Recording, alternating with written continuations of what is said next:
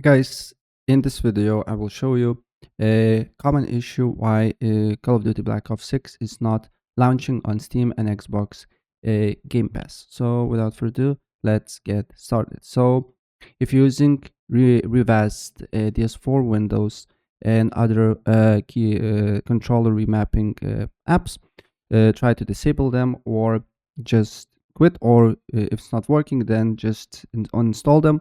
Same as if you're using, for example, Faceit anti-cheat or Riot Vanguard. Just go to Task Manager.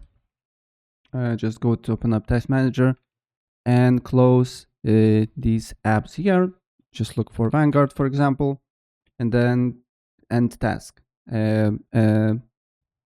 Faceit anti-cheat, revised DS4 Windows, and then try to launch the game, and it should work. Of course, update your GPU and your operating system drivers before you're doing that, and then look if the problem persists or not.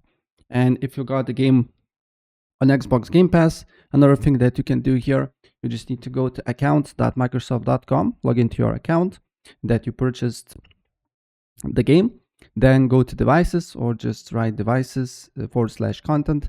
And if there is a lot of accounts connected here, just delete them all and leave it with your account, and then restart the app and the game, and then look if the problem persists or not. Right? So yeah, that's basically it. And try this and tell me in the comment section below if it worked for you or not.